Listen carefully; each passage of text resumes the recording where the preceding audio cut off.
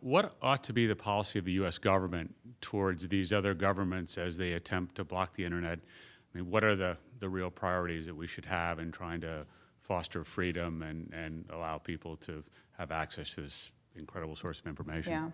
That's $1 million question. I wish I had a great answer to that. I think it's really tough for the U.S. government right now. The U.S. government internet freedom agenda has been very complicated, by Snowden and by all these things that have happened. I think there's a lot of distrust of the U.S. agenda abroad.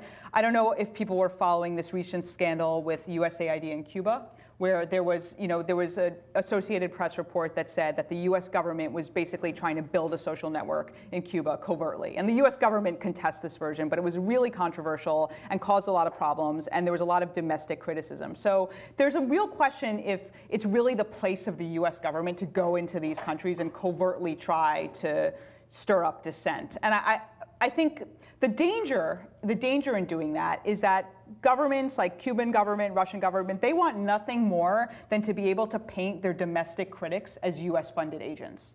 And we saw that recently. Putin just called the internet a project of the CIA.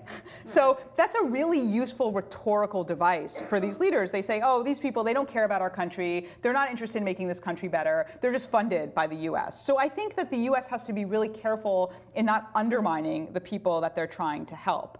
I think that former Secretary of State Hillary Clinton, she made major speeches about internet freedom. I think that's a good thing. It kind of put it on the map as a foreign policy priority of the US government. It also exposed the US government to a lot of scrutiny, because then everybody said, well, are you really upholding these values yourself? I think that's a good thing. I think it's good that the US is held to that high bar. But I think that a lot of efforts in terms of directly supporting internet dissidents might be better left to the private sector or NGOs, because they don't carry that weight of a foreign government trying to stir up unrest.